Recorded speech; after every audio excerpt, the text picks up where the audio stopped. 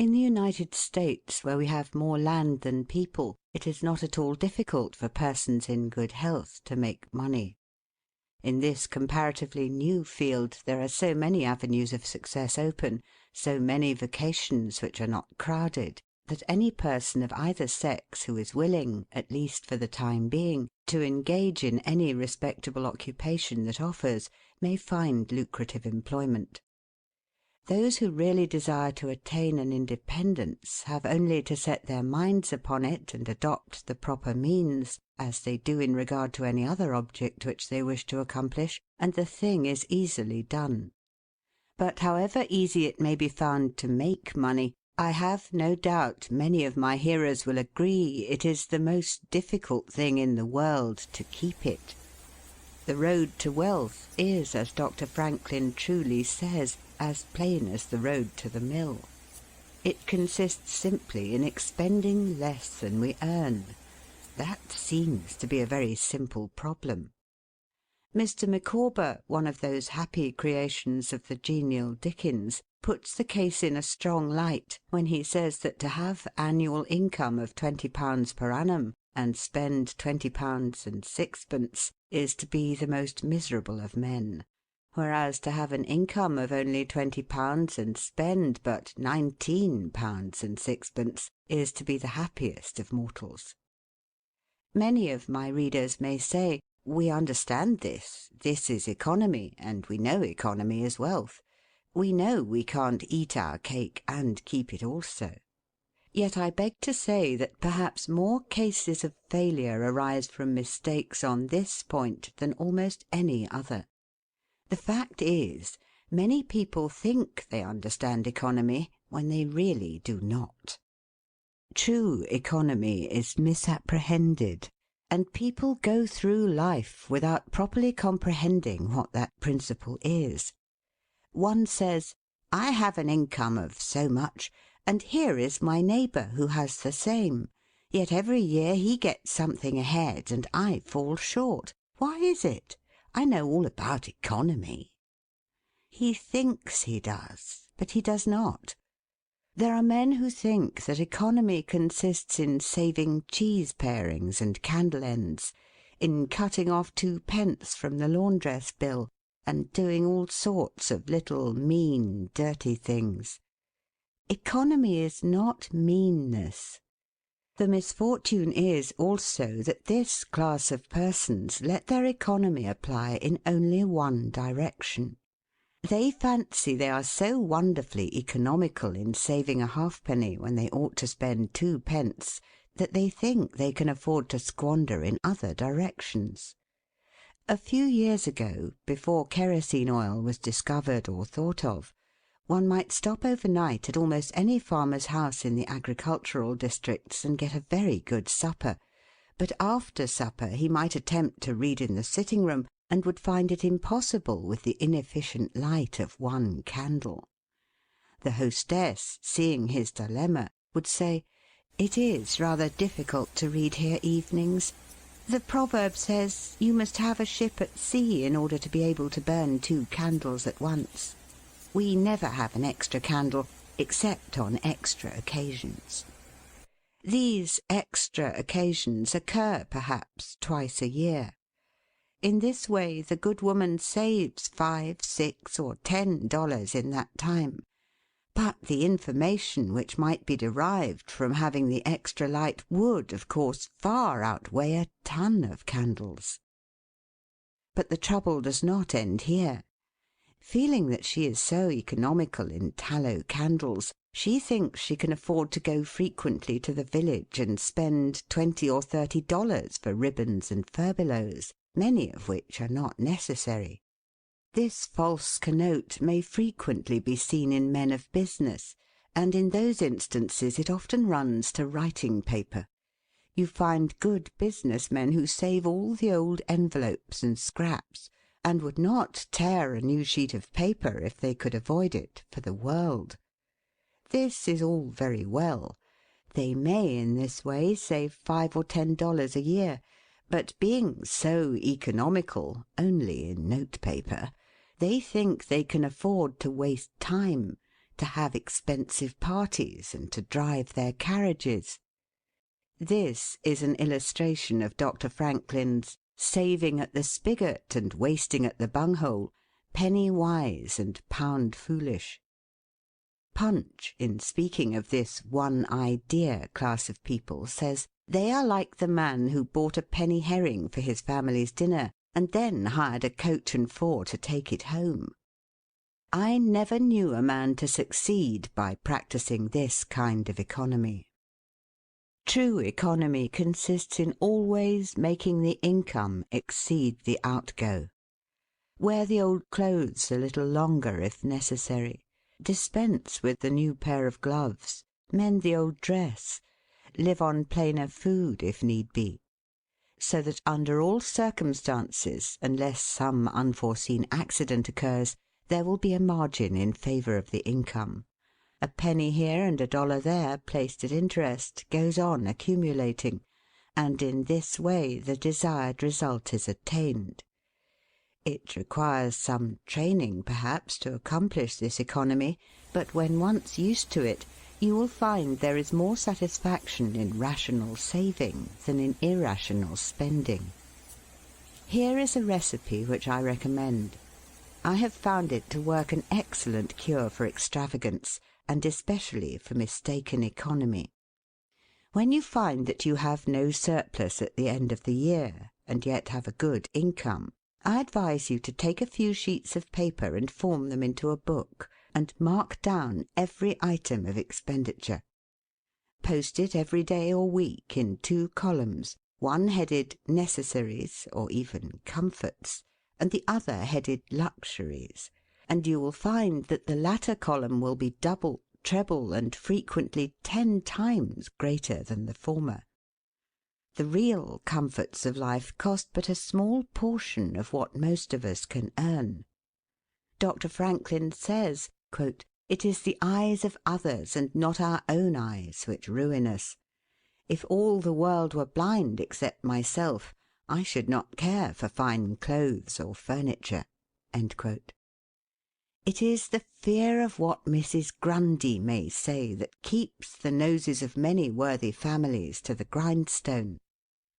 In America many persons like to repeat, "We are all free and equal," but it is a great mistake, in more senses than one. That we are born free and equal is a glorious truth in one sense. Yet we are not all born equally rich, and we never shall be. One may say, "There is a man who has an income of $50,000 per annum, while I have but $1,000. I knew that fellow when he was poor like myself. Now he is rich and thinks he is better than I am. I will show him that I am as good as he is. I will go and buy a horse and buggy. No, I cannot do that. But I will go and hire one and ride this afternoon on the same road that he does, and thus prove to him that I am as good as he is." My friend, you need not take that trouble. You can easily prove that you are as good as he is. You have only to behave as well as he does. But you cannot make anybody believe that you are as rich as he is. Besides, if you put on these airs, and waste your time and spend your money, your poor wife will be obliged to scrub her fingers off at home and buy her tea 2 ounces at a time, and everything else in proportion, in order that you may keep up appearances, and after all deceive nobody. On the other hand, Mrs. Smith may say that her next-door neighbour married Johnson for his money, and everybody says so.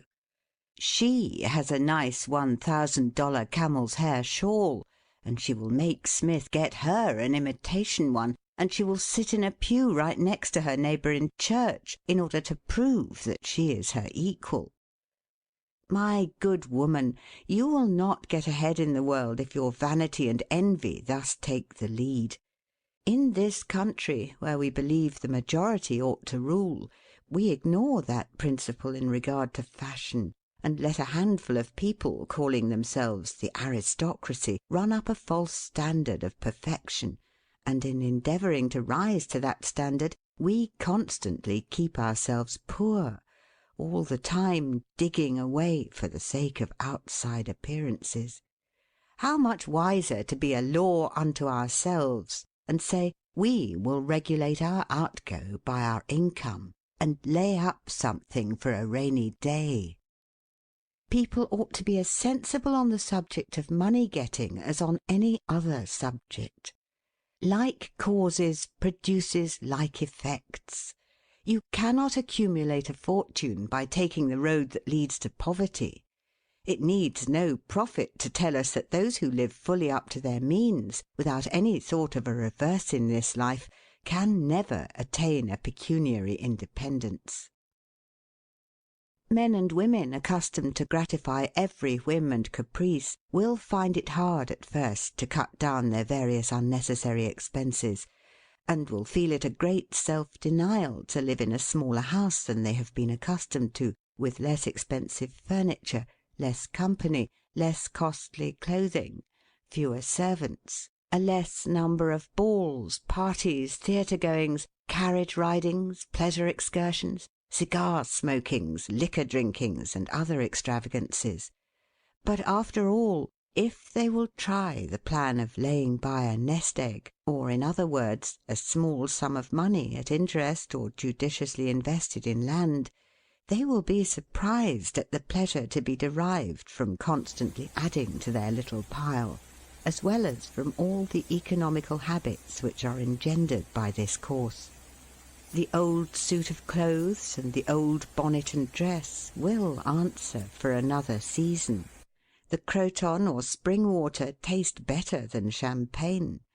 A cold bath and a brisk walk will prove more exhilarating than a ride in the finest coach. A social chat, an evening's reading in the family circle, or an hour's play of hunt the slipper and blind man's buff will be far more pleasant than a $50 or $500 party, when the reflection on the difference in cost is indulged in by those who begin to know the pleasures of saving. Thousands of men are kept poor, and tens of thousands are made so after they have acquired quite sufficient to support them well through life, in consequence of laying their plans of living on too broad a platform. Some families expend $20,000 per annum, and some much more, and would scarcely know how to live on less, while others secure more solid enjoyment frequently on a 20th part of that amount. Prosperity is a more severe ordeal than adversity, especially sudden prosperity. Easy come, easy go is an old and true proverb. A spirit of pride and vanity, when permitted to have full sway, is the undying cankerworm which gnaws the very vitals of a man's worldly possessions, let them be small or great, hundreds or millions.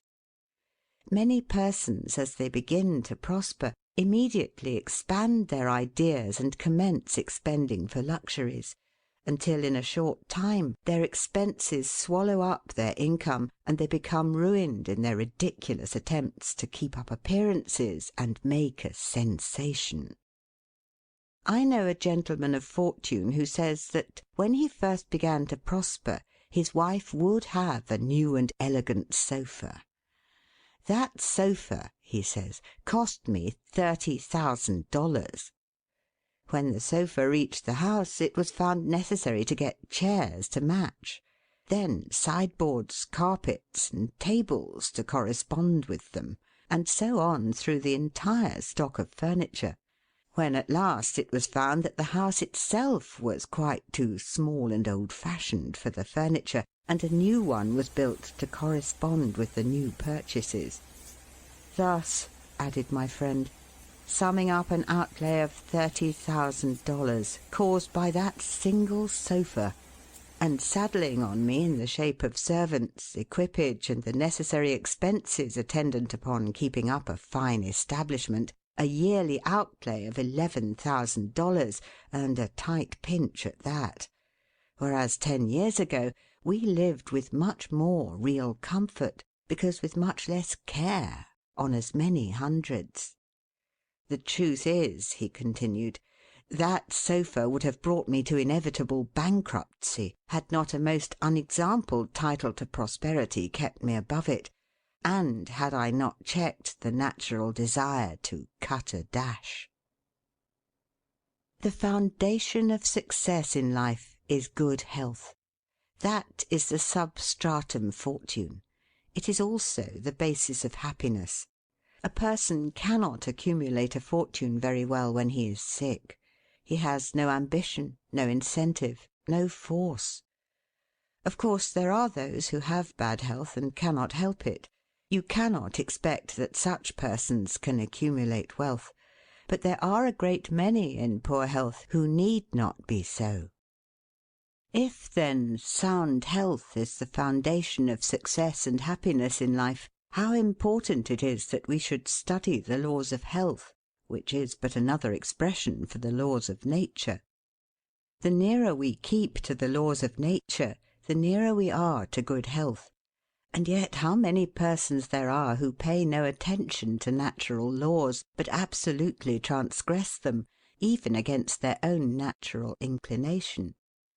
We ought to know that the sin of ignorance is never winked at in regard to the violation of nature's laws. Their infraction always brings the penalty. A child may thrust its finger into the flames without knowing it will burn, and so suffers. Repentance, even, will not stop the smart. Many of our ancestors knew very little about the principle of ventilation.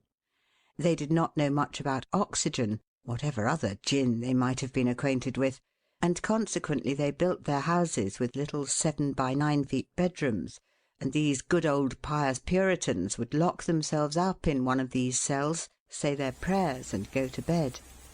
In the morning they would devoutly return thanks for the preservation of their lives during the night, and nobody had better reason to be thankful.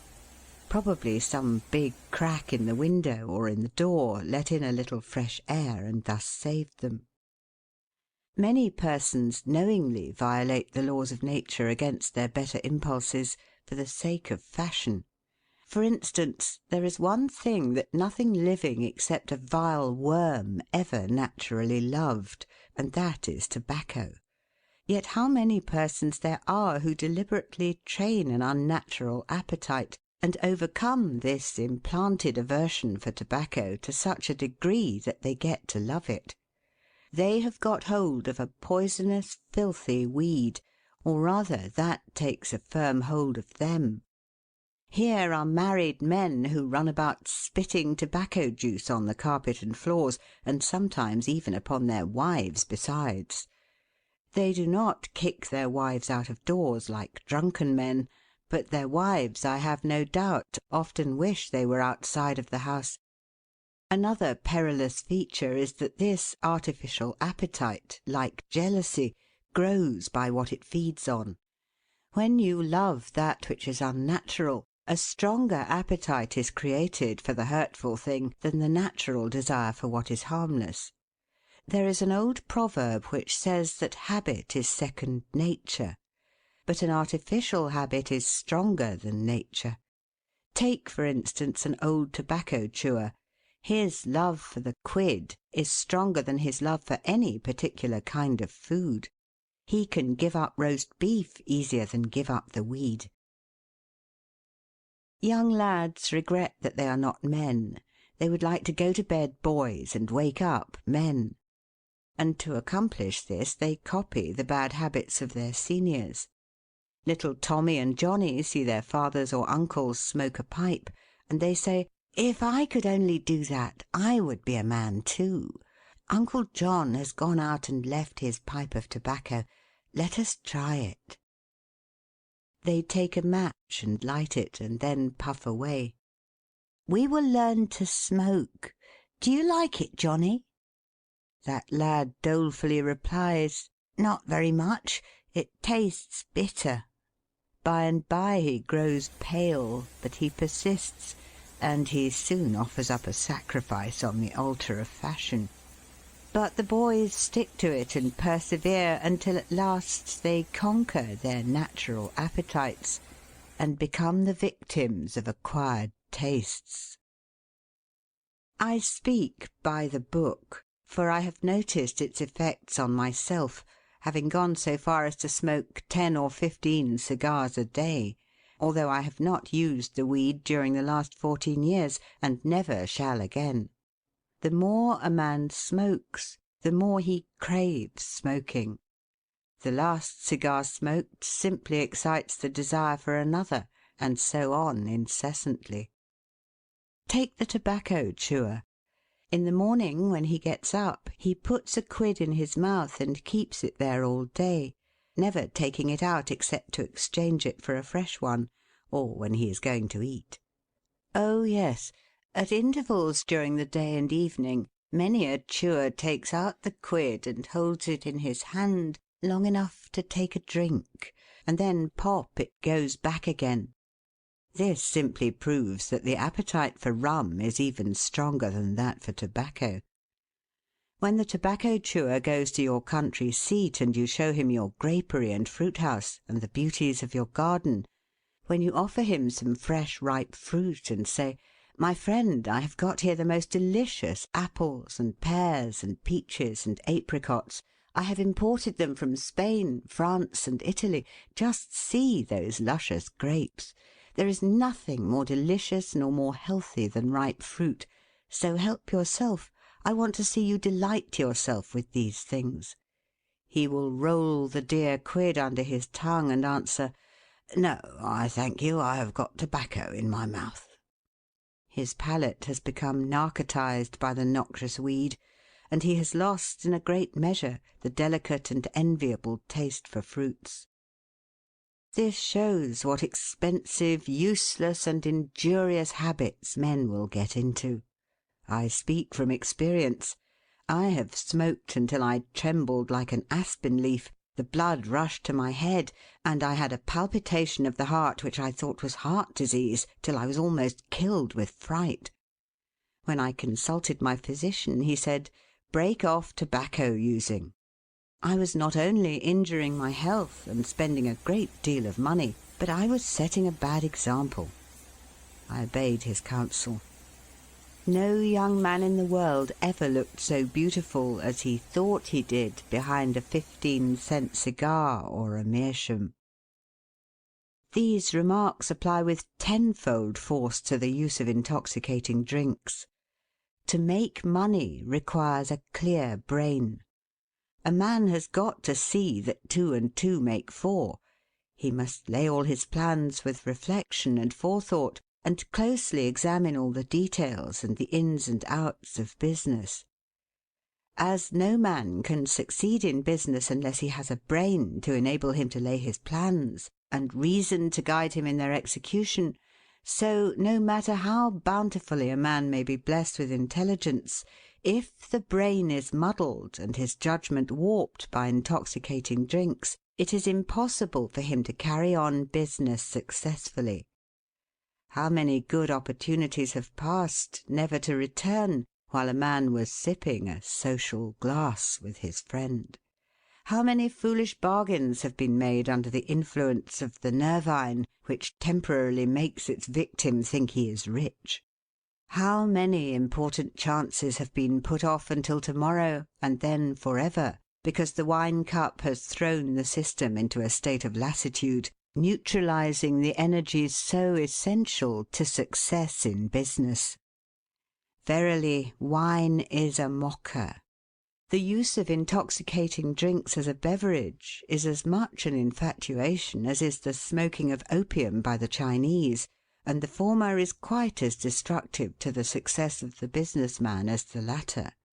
It is an unmitigated evil, utterly indefensible in the light of philosophy, religion, or good sense. It is the parent of nearly every other evil in our country. End of section 1.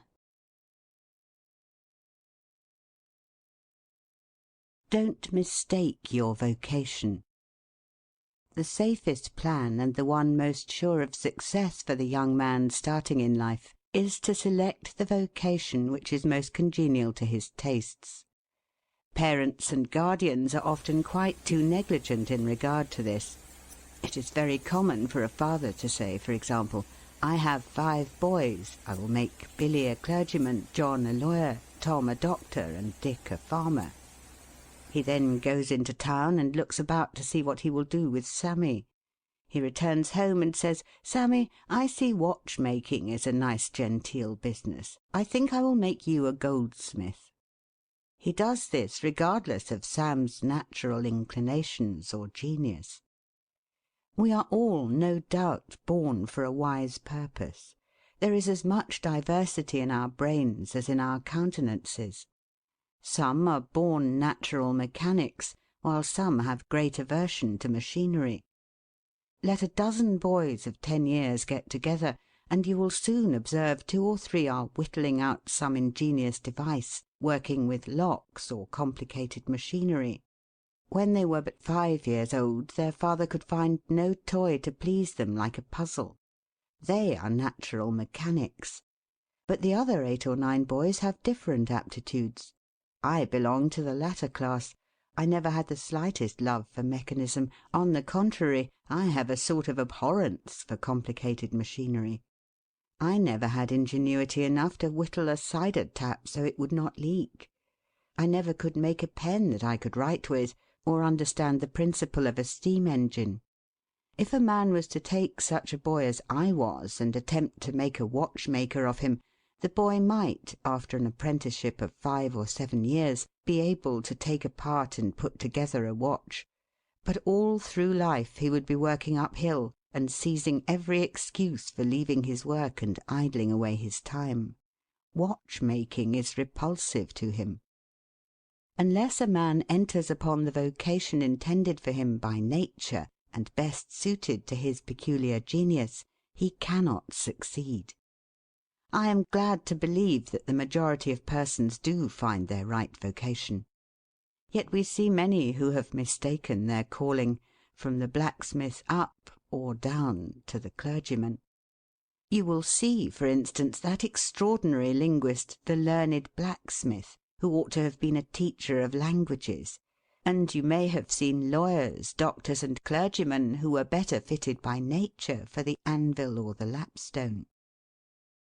Select the right location. After securing the right vocation, you must be careful to select the proper location. You may have been cut out for a hotel keeper, and they say it requires a genius to know how to keep a hotel. You might conduct a hotel like clockwork, and provide satisfactorily for 500 guests every day. Yet if you should locate your house in a small village, where there is no railroad communication or public travel, the location would be your ruin. It is equally important that you do not commence business where there are already enough to meet all demands in the same occupation. I remember a case which illustrates this subject. When I was in London in 1858, I was passing down Holborn with an English friend, and came to the penny shows. They had immense cartoons outside, portraying the wonderful curiosities to be seen, all for a penny. Being a little in the show line myself, I said, "Let us go in here." We soon found ourselves in the presence of the illustrious showman, and he proved to be the sharpest man in that line I had ever met. He told us some extraordinary stories in reference to his bearded ladies, his albinos, and his armadillos, which we could hardly believe, but thought it better to believe it than look after the proof. He finally begged to call our attention to some wax statuary, and showed us a lot of the dirtiest and filthiest wax figures imaginable. They looked as if they had not seen water since the deluge. "What is there so wonderful about your statuary?" I asked. "I beg you not to speak so satirically," he replied. "Sir, these are not Madame Tussaud's wax figures, all covered with gilt and tinsel and imitation diamonds, and copied from engravings and photographs. Mine, sir, were taken from life. Whenever you look upon one of those figures, you may consider that you are looking upon the living individual." Glancing casually at them, I saw one labelled Henry VIII. and feeling a little curious upon seeing that it looked like Calvin Edson, the living skeleton, I said, "Do you call that Henry VIII.?" He replied, "Certainly, sir. It was taken from life at Hampton Court by special order of His Majesty on such a day." He would have given the hour of the day if I had insisted.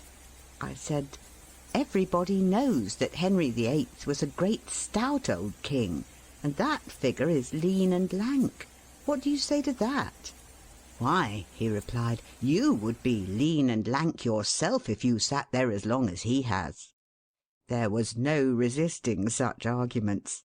I said to my English friend, "Let us go out. Do not tell him who I am. I show the white feather. He beats me." He followed us to the door, and seeing the rabble in the street, he called out, "Ladies and gentlemen, I beg to draw your attention to the respectable character of my visitors," pointing to us as we walked away. I called upon him a couple of days afterwards, told him who I was, and said, "My friend, you are an excellent showman, but you have selected a bad location."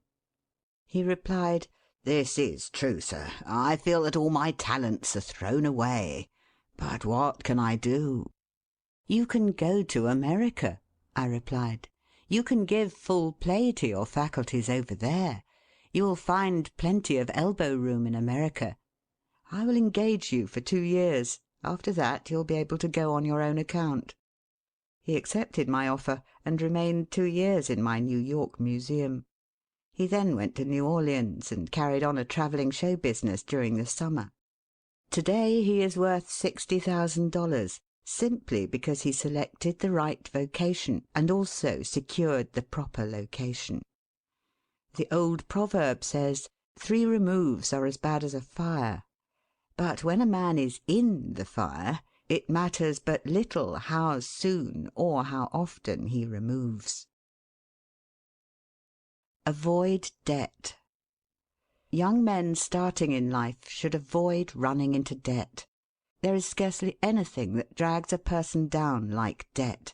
It is a slavish position to get in, yet we find many a young man hardly out of his teens running in debt. He meets a chum and says, "Look at this, I have got trusted for a new suit of clothes." He seems to look upon the clothes as so much given to him. Well, it frequently is so, but if he succeeds in paying and then gets trusted again, he is adopting a habit which will keep him in poverty through life.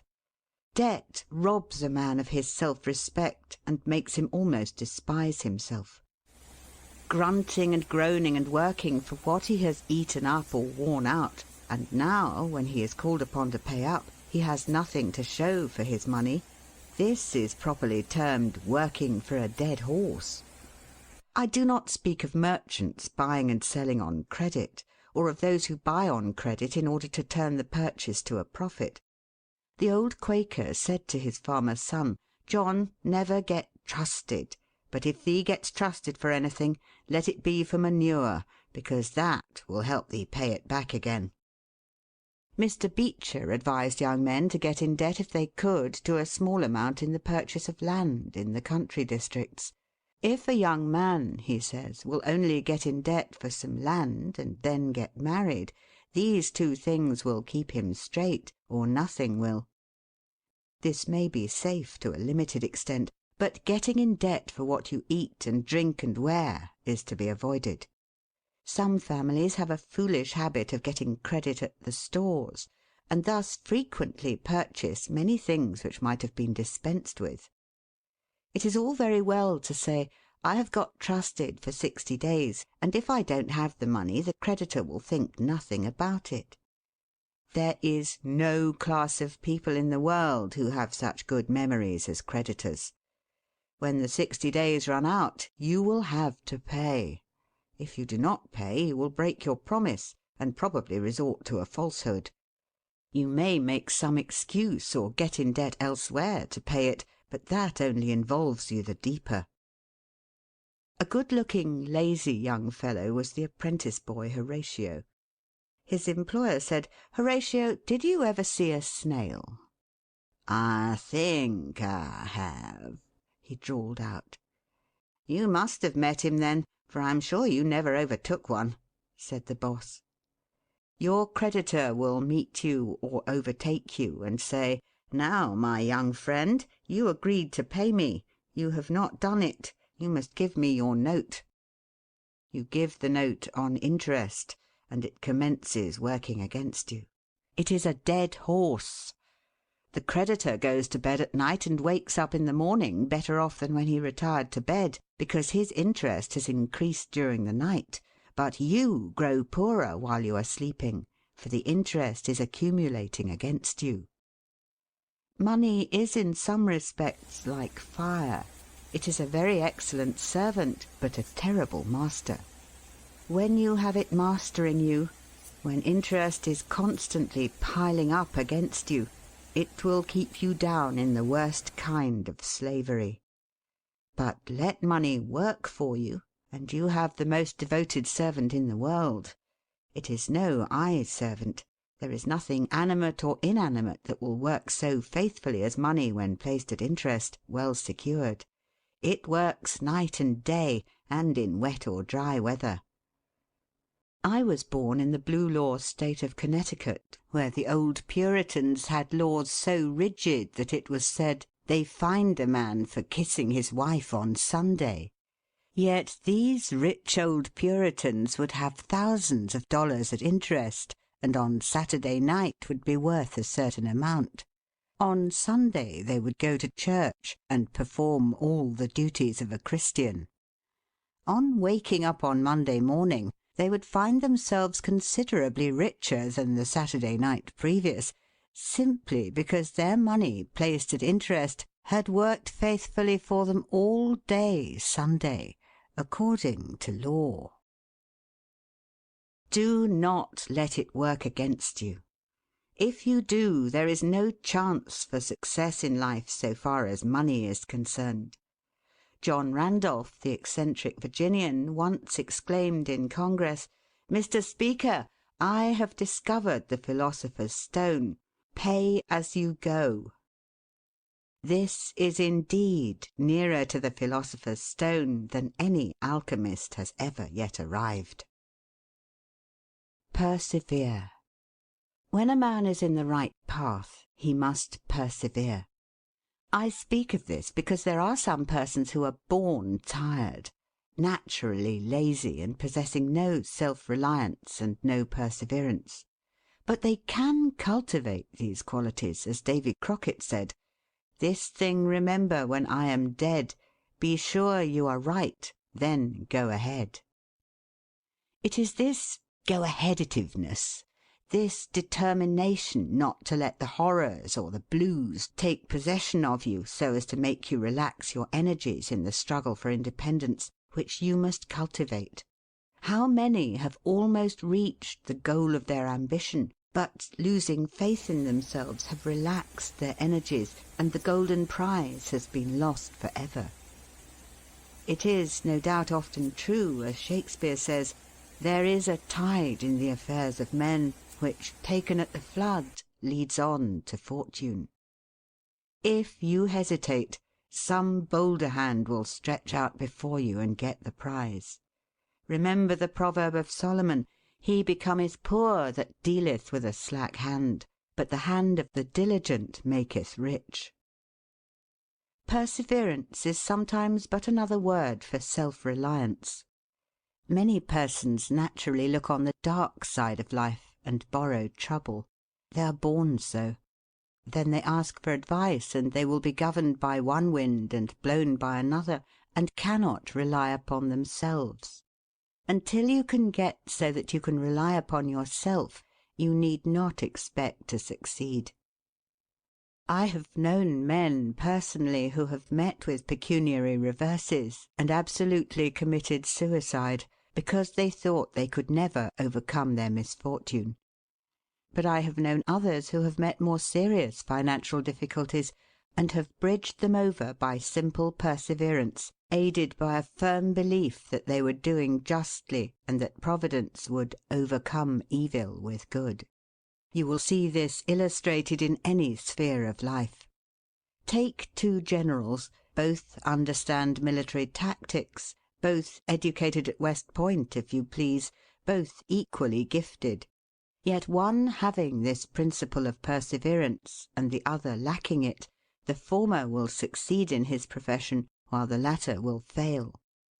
One may hear the cry, "The enemy are coming, and they have got cannon." "Got cannon?" says the hesitating general. "Yes." "Then halt every man." He wants time to reflect. His hesitation is his ruin. The enemy passes unmolested or overwhelms him, while on the other hand the general of pluck, perseverance, and self-reliance goes into battle with a will, and amid the clash of arms, the booming of cannon, the shrieks of the wounded, and the moans of the dying, you will see this man persevering, going on, cutting and slashing his way through with unwavering determination, inspiring his soldiers to deeds of fortitude, valour, and triumph. Whatever you do, do it with all your might. Work at it, if necessary, early and late, in season and out of season, not leaving a stone unturned, and never deferring for a single hour that which can be done just as well now. The old proverb is full of truth and meaning. Whatever is worth doing at all is worth doing well. Many a man acquires a fortune by doing his business thoroughly, while his neighbour remains poor for life because he only half does it. Ambition, energy, industry, perseverance are indispensable requisites for success in business. Fortune always favours the brave, and never helps a man who does not help himself. It won't do to spend your time like Mr. Micawber in waiting for something to turn up. To such men one of two things usually turns up: the poorhouse or the jail. For idleness breeds bad habits and clothes a man in rags. The poor spendthrift vagabond said to a rich man, "I have discovered there is money enough in the world for all of us, if it was equally divided. This must be done, and we shall all be happy together." "But," was the response, "if everybody was like you, it would be spent in 2 months, and what would you do then?" "Oh, divide again. Keep dividing, of course." I was recently reading in a London paper an account of a like philosophic pauper who was kicked out of a cheap boarding-house because he could not pay his bill, but he had a roll of papers sticking out of his coat pocket which, upon examination, proved to be his plan for paying off the national debt of England without the aid of a penny. People have got to do as Cromwell said: not only trust in Providence, but keep the powder dry. Do your part of the work, or you cannot succeed. Mahomet one night, while encamping in the desert, overheard one of his fatigued followers remark, "I will loose my camel and trust it to God." "No, no, not so," said the Prophet. "Tie thy camel and trust it to God. Do all you can for yourselves, and then trust to Providence or luck, or whatever you please to call it, for the rest." Depend upon your own personal exertions. The eye of the employer is often worth more than the hands of a dozen employees. In the nature of things, an agent cannot be so faithful to his employer as to himself. Many who are employers will call to mind instances where the best employees have overlooked important points which could not have escaped their own observation as a proprietor. No man has a right to expect to succeed in life unless he understands his business, and nobody can understand his business thoroughly unless he learns it by personal application and experience. A man may be a manufacturer. He has got to learn the many details of his business personally. He will learn something every day, and he will find he will make mistakes nearly every day. And these very mistakes are helps to him in the way of experiences, if he but heeds them. He will be like the Yankee tin pedlar, who, having been cheated as to quality in the purchase of his merchandise, said, "All right, there's a little information to be gained every day. I will never be cheated in that way again." Thus a man buys his experience, and it is the best kind if not purchased at too dear a rate. I hold that every man should, like Cuvier, the French naturalist, thoroughly know his business. So proficient was he in the study of natural history that you might bring to him the bone or even a section of a bone of an animal which he had never seen described, and, reasoning from analogy, he would be able to draw a picture of the object from which the bone had been taken. On one occasion his students attempted to deceive him. They rolled one of their number in a cow-skin and put him under the professor's table as a new specimen. When the philosopher came into the room, some of the students asked him what animal it was. Suddenly the animal said, "I am the devil, and I am going to eat you." It was but natural that Cuvier should desire to classify this creature, and examining it intently, he said, "Divided hoof, graminivorous. It cannot be done." He knew that an animal with a split hoof must live upon grass and grain or other kind of vegetation, and would not be inclined to eat flesh, dead or alive, so he considered himself perfectly safe. The possession of a perfect knowledge of your business is an absolute necessity in order to ensure success.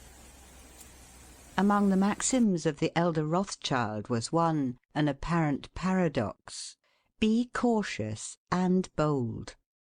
This seems to be a contradiction in terms, but it is not, and there is great wisdom in the maxim. It is, in fact, a condensed statement of what I have already said. It is to say, you must exercise your caution in laying your plans, but be bold in carrying them out. A man who is all caution will never dare to take hold and be successful, and a man who is all boldness is merely reckless and must eventually fail. A man may go on 'Change and make $50,000 or $100,000 in speculating in stocks at a single operation, but if he has simple boldness without caution, it is mere chance, and what he gains to-day he will lose to-morrow. You must have both the caution and the boldness to ensure success. The Rothschilds have another maxim: never have anything to do with an unlucky man or place. That is to say, never have anything to do with a man or place which never succeeds, because, although a man may appear to be honest and intelligent, yet if he tries this or that thing and always fails, it is on account of some fault or infirmity that you may not be able to discover, but nevertheless which must exist. There is no such thing in the world as luck. There never was a man who could go out in the morning and find a purse full of gold in the street to-day, and another to-morrow, and so on, day after day. He may do so once in his life, but so far as mere luck is concerned, he is as liable to lose it as to find it. Like causes produce like effects. If a man adopts the proper methods to be successful, luck will not prevent him. If he does not succeed, there are reasons for it, although perhaps he may not be able to see them.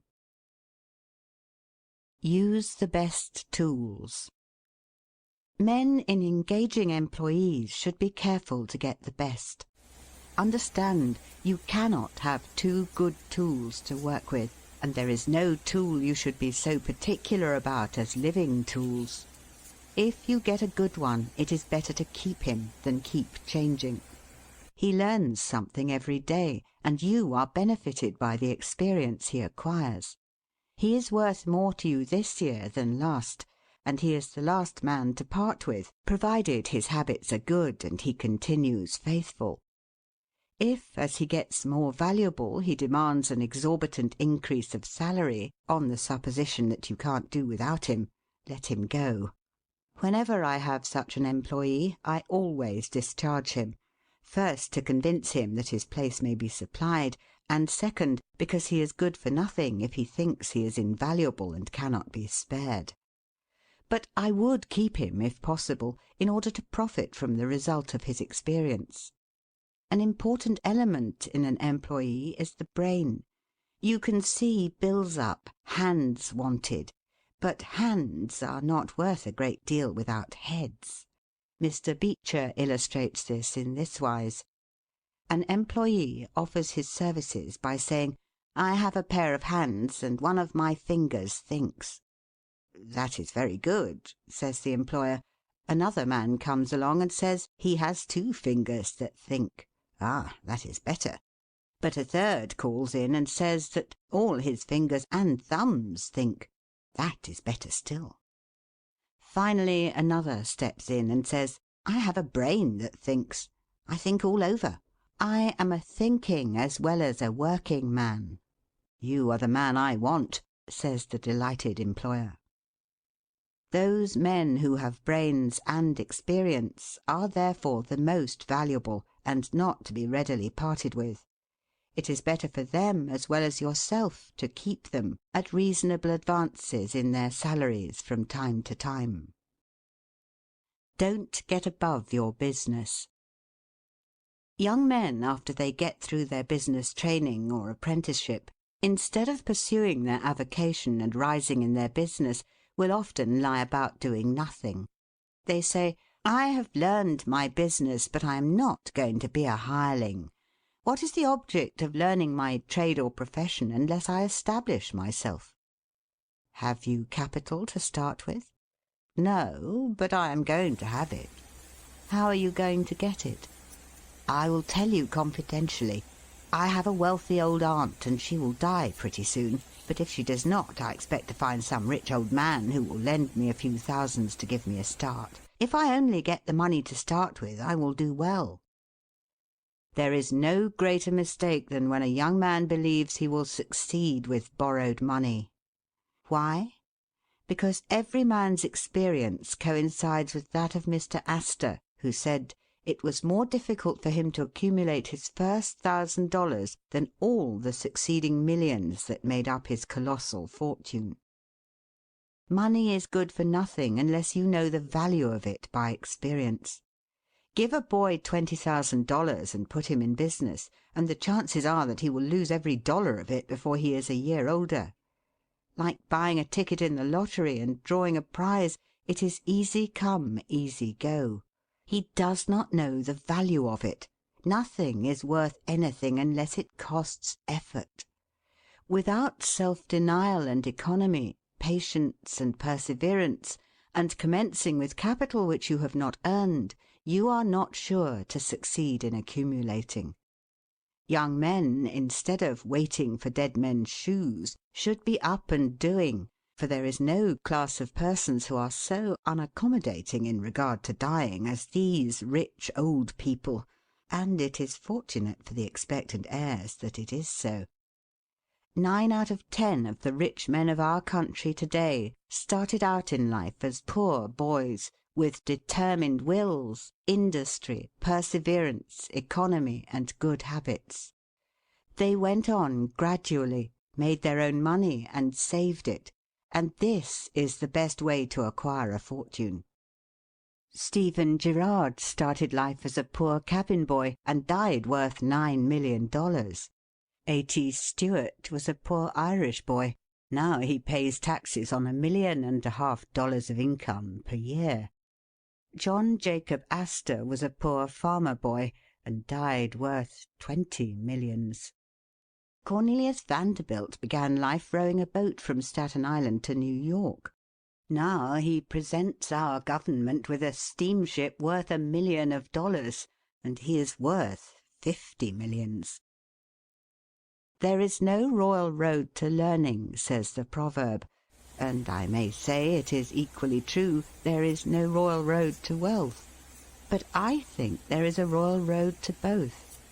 The road to learning is a royal one, the road that enables the student to expand his intellect and add every day to his stock of knowledge until, in the pleasant process of intellectual growth, he is able to solve the most profound problems, to count the stars, to analyze every atom of the globe, and to measure the firmament.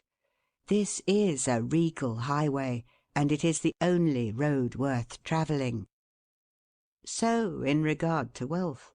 Go on in confidence. Study the rules, and above all things, study human nature. For the proper study of mankind is man. And you will find that while expanding the intellect and the muscles, your enlarged experience will enable you every day to accumulate more and more principle, which will increase itself by interest and otherwise, until you arrive at a state of independence. You will find, as a general thing, that the poor boys get rich and the rich boys get poor. For instance, a rich man at his decease leaves a large estate to his family.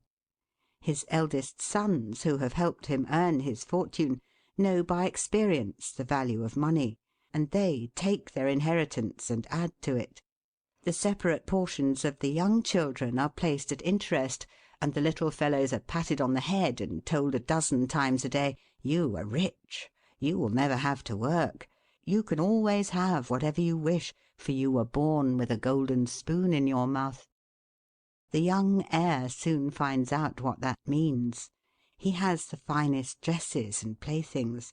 He is crammed with sugar candies and almost killed with kindness, and he passes from school to school, petted and flattered. He becomes arrogant and self-conceited, abuses his teachers, and carries everything with a high hand. He knows nothing of the real value of money, having never earned any, but he knows all about the golden spoon business. At college he invites his poor fellow-students to his room, where he wines and dines them. He is cajoled and caressed, and called a glorious good fellow because he is so lavish of his money. He gives his game suppers, drives his fast horses, invites his chums to fêtes and parties, determined to have lots of good times.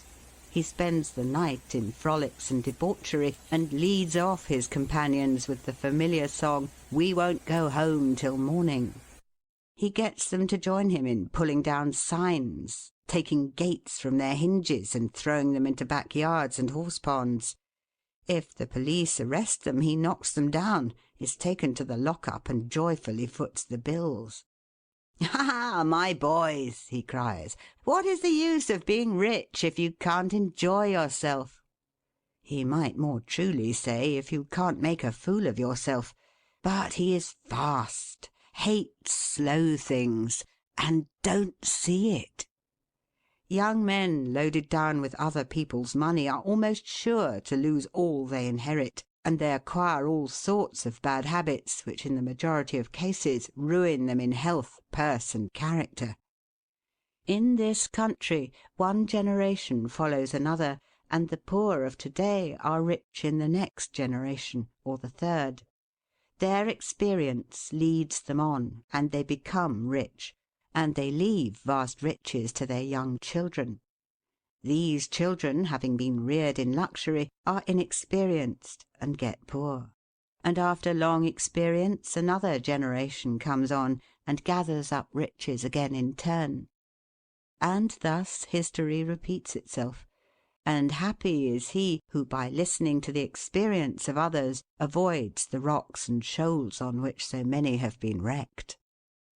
In England the business makes the man. If a man in that country is a mechanic or working man, he is not recognised as a gentleman. On the occasion of my first appearance before Queen Victoria, the Duke of Wellington asked me what sphere in life General Tom Thumb's parents were in. "His father is a carpenter," I replied. "Oh, I had heard he was a gentleman," was the response of his Grace. In this republican country the man makes the business. No matter whether he is a blacksmith, a shoemaker, a farmer, banker, or lawyer, so long as his business is legitimate, he may be a gentleman. So any legitimate business is a double blessing. It helps the man engaged in it, and also helps others. The farmer supports his own family, but he also benefits the merchant or mechanic who needs the products of his farm. The tailor not only makes a living by his trade, but he also benefits the farmer, the clergyman, and others who cannot make their own clothing. But all these classes of men may be gentlemen. The great ambition should be to excel all others engaged in the same occupation. The college student who was about graduating said to an old lawyer, "I have not yet decided which profession I will follow. Is your profession full?" "The basement is much crowded, but there is plenty of room upstairs," was the witty and truthful reply. No profession, trade, or calling is overcrowded in the upper story. Wherever you find the most honest and intelligent merchant or banker, or the best lawyer, the best doctor, the best clergyman, the best shoemaker, carpenter, or anything else, that man is most sought for and has always enough to do. As a nation, Americans are too superficial. They are striving to get rich quickly, and do not generally do their business as substantially and thoroughly as they should. But whoever excels all others in his own line, if his habits are good and his integrity undoubted, cannot fail to secure abundant patronage and the wealth that naturally follows. Let your motto then always be Excelsior, for by living up to it there is no such word as fail. Learn something useful. Every man should make his son or daughter learn some useful trade or profession, so that in these days of changing fortunes, of being rich to-day and poor to-morrow, they may have something tangible to fall back upon. This provision might save many persons from misery who by some unexpected turn of fortune have lost all their means. End of section 2. Many persons are always kept poor because they are too visionary. Every project looks to them like certain success, and therefore they keep changing from one business to another, always in hot water, always under the harrow. The plan of counting the chickens before they are hatched is an error of ancient date, but it does not seem to improve by age.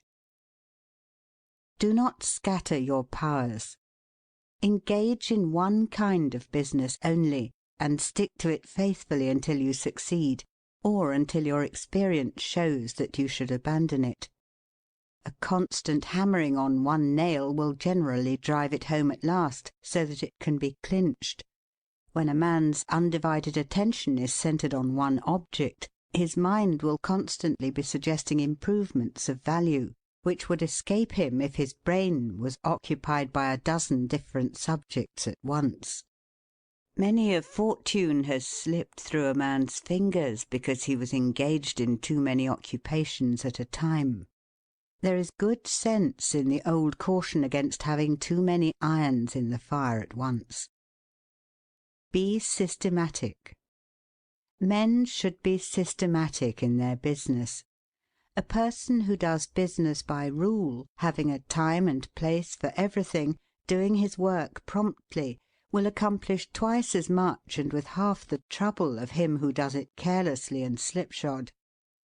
By introducing system into all your transactions, doing one thing at a time, always meeting appointments with punctuality, you find leisure for pastime and recreation.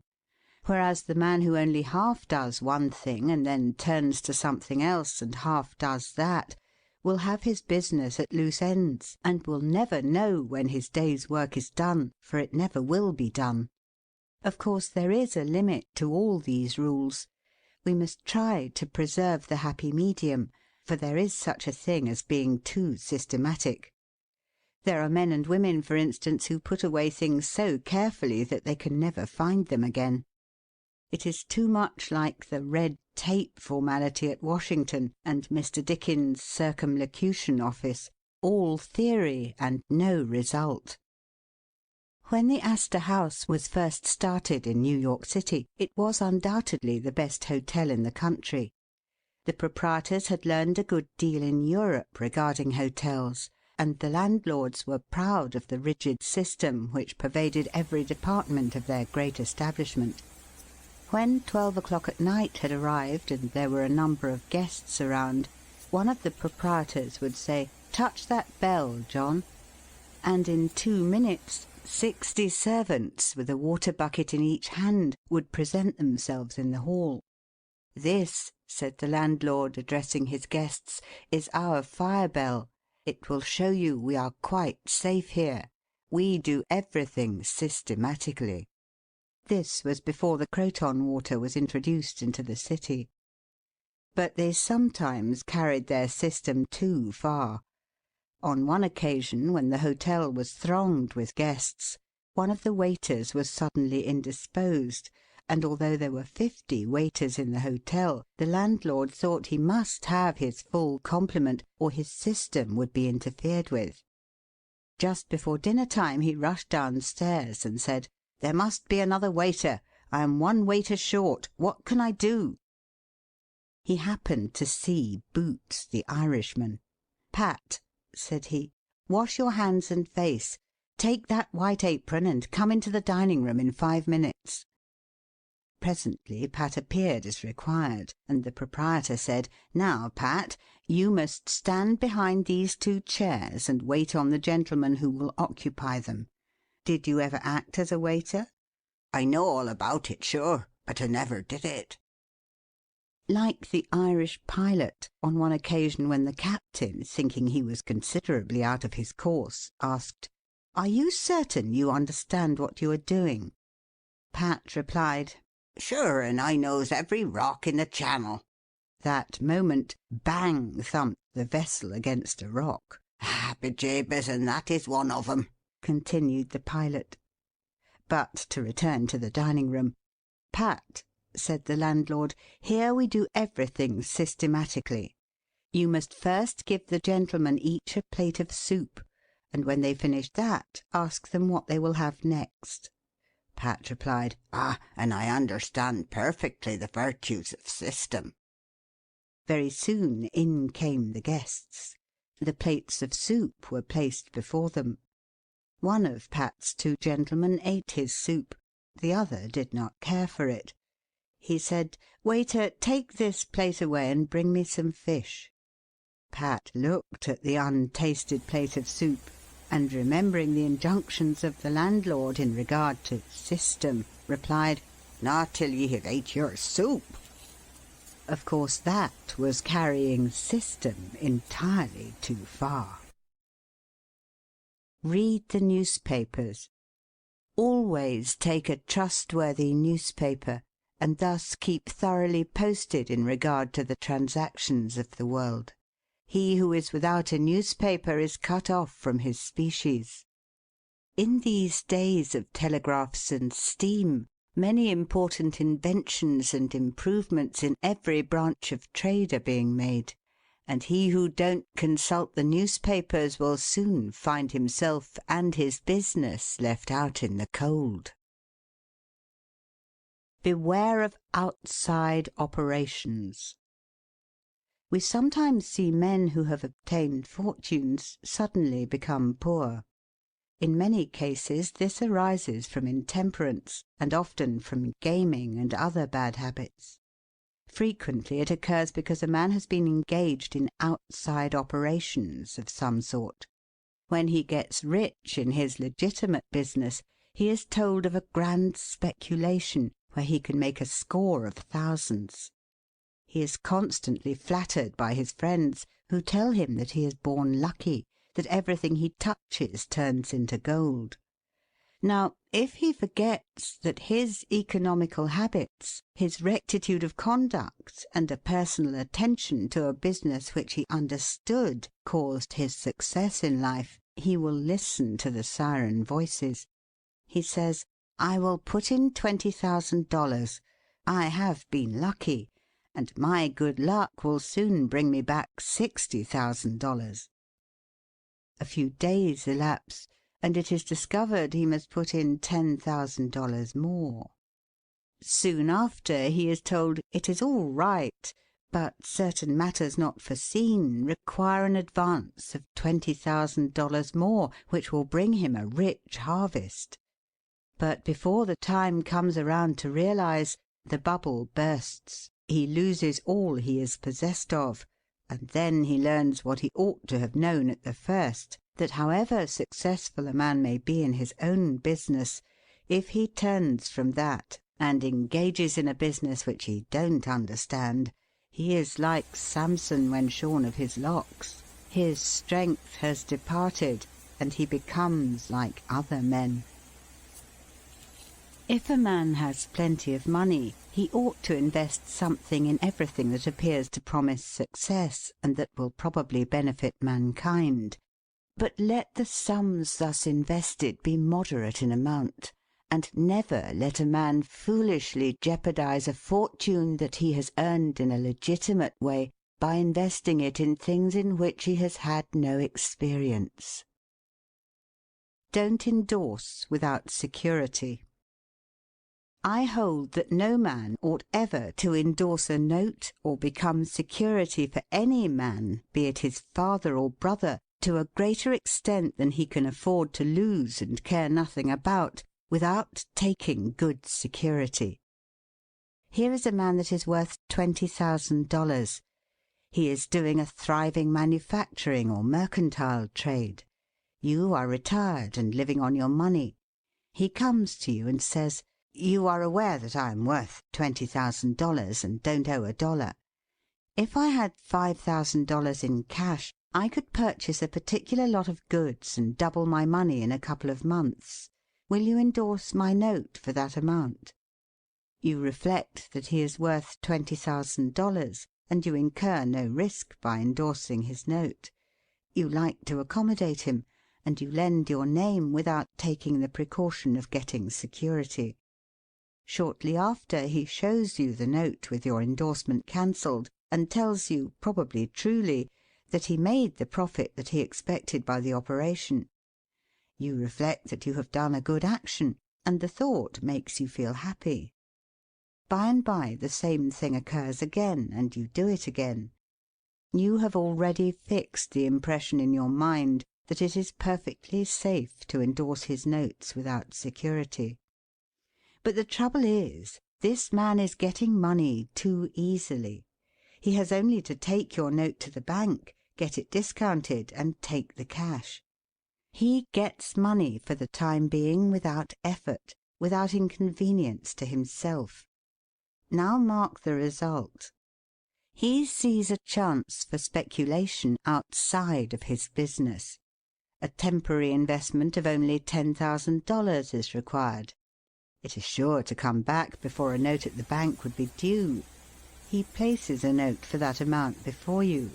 You sign it almost mechanically. Being firmly convinced that your friend is responsible and trustworthy, you endorse his notes as a matter of course. Unfortunately, the speculation does not come to a head quite so soon as was expected, and another $10,000 note must be discounted to take up the last one when due. Before this note matures, the speculation has proved an utter failure, and all the money is lost. Does the loser tell his friend, the endorser, that he has lost half of his fortune? Not at all. He don't even mention that he has speculated at all. But he has got excited. The spirit of speculation has seized him. He sees others making large sums in this way. We seldom hear of the losers. And like other speculators, he looks for his money where he loses it. He tries again. Endorsing notes has become chronic with you, and at every loss he gets your signature for whatever amount he wants. Finally, you discover your friend has lost all of his property and all of yours. You are overwhelmed with astonishment and grief, and you say, "It is a hard thing. My friend here has ruined me." But you should add, "I have also ruined him." If you had said in the first place, "I will accommodate you, but I never endorse without taking ample security," he could not have gone beyond the length of his tether, and he would never have been tempted away from his legitimate business. It is a very dangerous thing, therefore, at any time, to let people get possession of money too easily. It tempts them to hazardous speculations, if nothing more. Solomon truly said, "He that hateth suretyship is sure." So with the young man starting in business. Let him understand the value of money by earning it. When he does understand its value, then grease the wheels a little in helping him to start business. But remember, men who get money with too great facility cannot usually succeed. You must get the first dollars by hard knocks and at some sacrifice in order to appreciate the value of those dollars. Advertise your business. We all depend, more or less, upon the public for our support. We all trade with the public: lawyers, doctors, shoemakers, artists, blacksmiths, showmen, opera singers, railroad presidents, and college professors. Those who deal with the public must be careful that their goods are valuable, that they are genuine and will give satisfaction. When you get an article which you know is going to please your customers, and that when they have tried it they will feel they have got their money's worth, then let the fact be known that you have got it. Be careful to advertise it in some shape or other, because it is evident that if a man has ever so good an article for sale, and nobody knows it, it will bring him no return.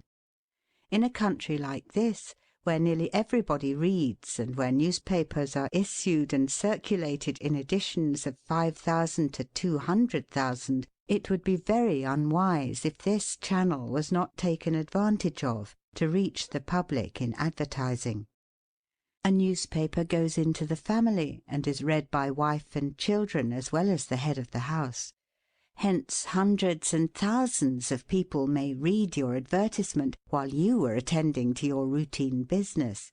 Many, perhaps, read it while you are asleep. The whole philosophy of life is first sow, then reap. That is the way the farmer does. He plants his potatoes and corn and sows his grain, and then goes about something else, and the time comes when he reaps. But he never reaps first and sows afterwards. This principle applies to all kinds of business, and to nothing more eminently than to advertising.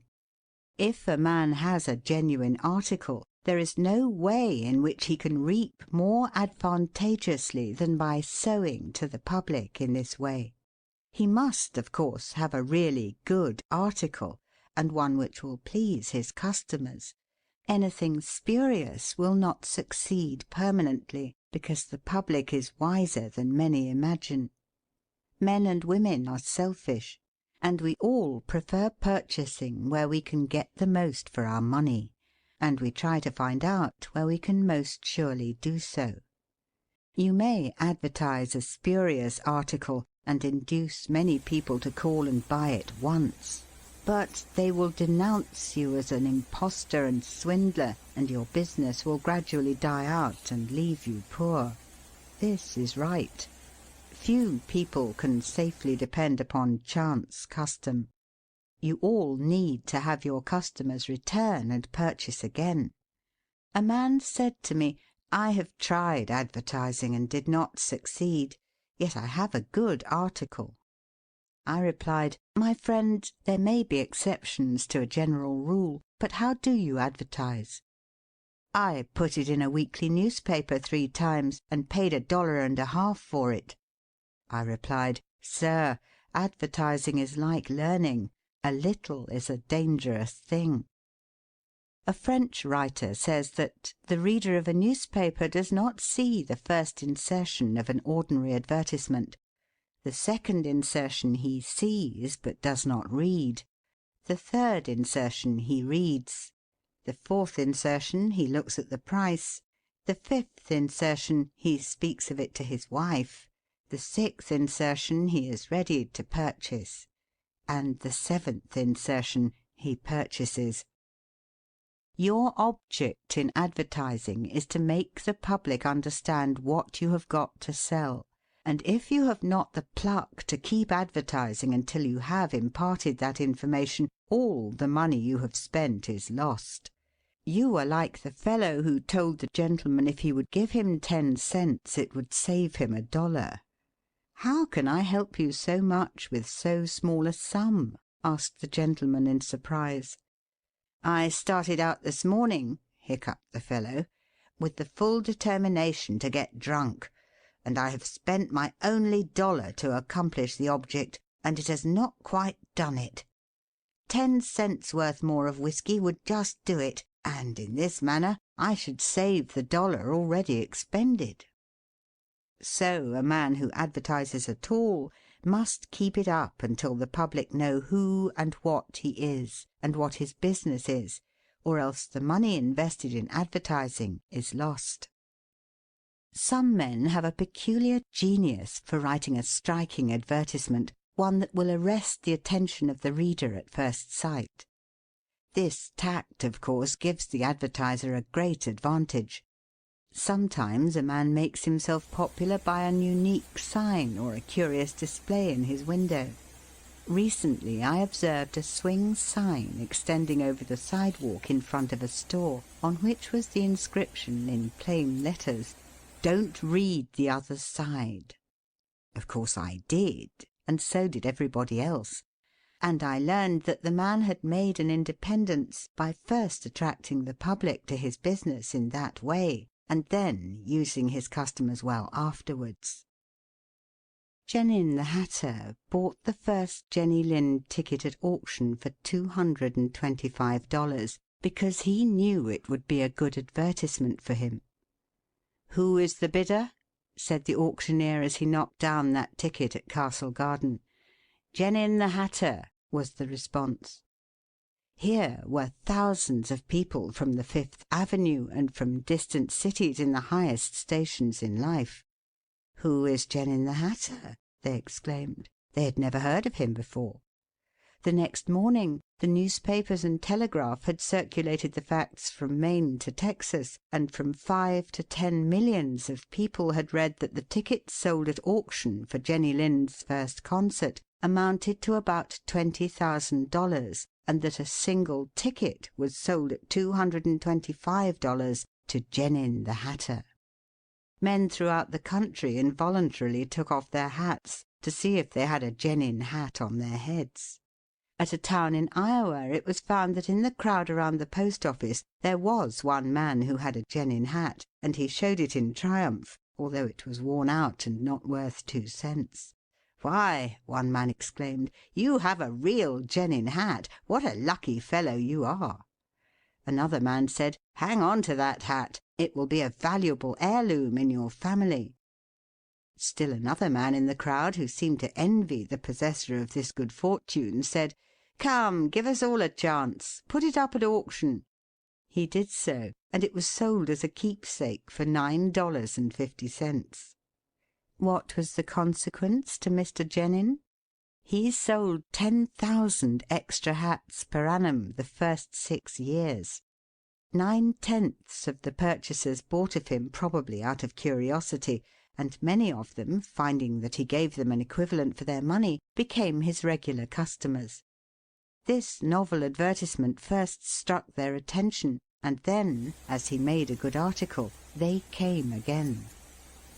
Now, I don't say that everybody should advertise as Mr. Genin did, but I say if a man has got goods for sale and he don't advertise them in some way, the chances are that some day the sheriff will do it for him. Nor do I say that everybody must advertise in a newspaper, or indeed use printer's ink at all. On the contrary, although that article is indispensable in the majority of cases, yet doctors and clergymen, and sometimes lawyers and some others, can more effectually reach the public in some other manner. But it is obvious they must be known in some way, else how could they be supported? Be polite and kind to your customers. Politeness and civility are the best capital ever invested in business. Large stores, gilt signs, flaming advertisements will all prove unavailing if you or your employees treat your patrons abruptly. The truth is, the more kind and liberal a man is, the more generous will be the patronage bestowed upon him. Like begets like. The man who gives the greatest amount of goods of a corresponding quality for the least sum, still reserving to himself a profit, will generally succeed best in the long run. This brings us to the golden rule. As ye would that men should do to you, do ye also to them. And they will do better by you than if you always treated them as if you wanted to get the most you could out of them for the least return. Men who drive sharp bargains with their customers, acting as if they never expected to see them again, will not be mistaken. They never will see them again as customers. People don't like to pay and get kicked also. One of the ushers in my museum once told me he intended to whip a man who was in the lecture room as soon as he came out. "What for?" I inquired. "Because he said I was no gentleman," replied the usher. "Never mind," I replied. "He pays for that, and you will not convince him you are a gentleman by whipping him. I cannot afford to lose a customer. If you whip him, he will never visit the museum again, and he will induce friends to go with him to other places of amusement instead of this, and thus, you see, I should be a serious loser." "But he insulted me," muttered the usher. "Exactly," I replied. "And if he owned the museum, and you had paid him for the privilege of visiting it, and he had then insulted you, there might be some reason in your resenting it. But in this instance he is the man who pays, while we receive, and you must therefore put up with his bad manners." My usher laughingly remarked that this was undoubtedly the true policy, but he added that he should not object to an increase of salary if he was expected to be abused in order to promote my interests. Be charitable. Of course, men should be charitable, because it is a duty and a pleasure. But even as a matter of policy, if you possess no higher incentive, you will find that the liberal man will command patronage, while the sordid, uncharitable miser will be avoided. Solomon says, "There is that scattereth and yet increaseth, and there is that withholdeth more than meet, but it tendeth to poverty." Of course, the only true charity is that which is from the heart. The best kind of charity is to help those who are willing to help themselves. Promiscuous almsgiving, without inquiring into the worthiness of the applicant, is bad in every sense. But to search out and quietly assist those who are struggling for themselves is the kind that scattereth and yet increaseth. But don't fall into the idea that some persons practice of giving a prayer instead of a potato and a benediction instead of bread to the hungry. It is easier to make Christians with full stomachs than empty. Don't blab. Some men have a foolish habit of telling their business secrets. If they make money, they like to tell their neighbours how it was done. Nothing is gained by this, and ofttimes much is lost. Say nothing about your profits, your hopes, your expectations, your intentions. And this should apply to letters as well as to conversation. Goethe makes Mephistopheles say, "Never write a letter nor destroy one." Business men must write letters, but they should be careful what they put in them.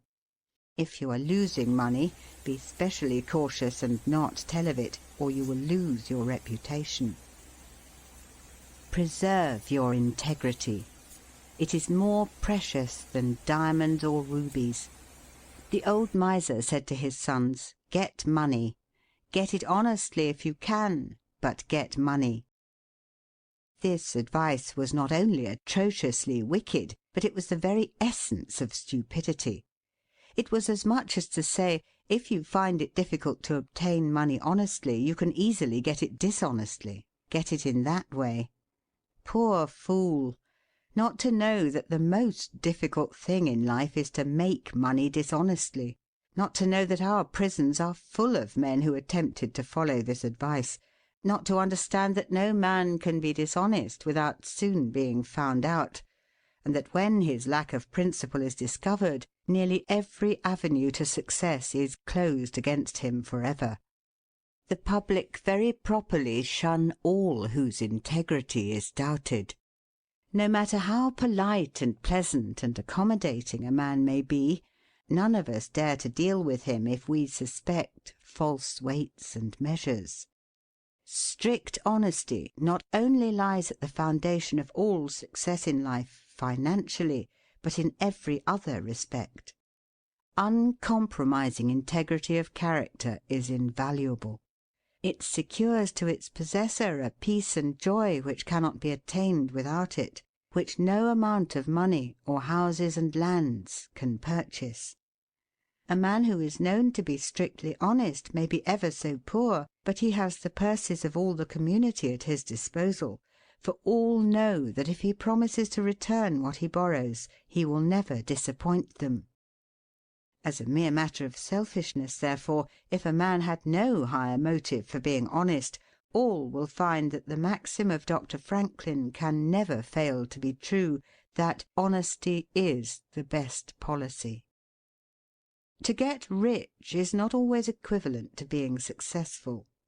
There are many rich poor men, while there are many others, honest and devout men and women, who have never possessed so much money as some rich persons squander in a week, but who are nevertheless really richer and happier than any man can ever be while he is a transgressor of the higher laws of his being. The inordinate love of money, no doubt, may be and is the root of all evil, but money itself, when properly used, is not only a handy thing to have in the house, but affords the gratification of blessing our race by enabling its possessor to enlarge the scope of human happiness and human influence. The desire for wealth is nearly universal, and none can say it is not laudable, provided the possessor of it accepts its responsibilities and uses it as a friend to humanity. The history of money-getting, which is commerce, is a history of civilization, and wherever trade has flourished most, there too have art and science produced the noblest fruits. In fact, as a general thing, money-getters are the benefactors of our race. To them, in a great measure, are we indebted for our institutions of learning and of art, our academies, colleges, and churches. It is no argument against the desire for, or the possession of wealth, to say that there are sometimes misers who hoard money only for the sake of hoarding, and who have no higher aspiration than to grasp everything which comes within their reach. As we have sometimes hypocrites in religion and demagogues in politics, so there are occasionally misers among money-getters. These, however, are only exceptions to the general rule. But when, in this country, we find such a nuisance and stumbling block as a miser, we remember with gratitude that in America we have no laws of primogeniture, and that in the due course of nature the time will come when the hoarded dust will be scattered for the benefit of mankind. To all men and women, therefore, do I conscientiously say, make money honestly, and not otherwise, for Shakespeare has truly said, "He that wants money, means, and content, is without 3 good friends."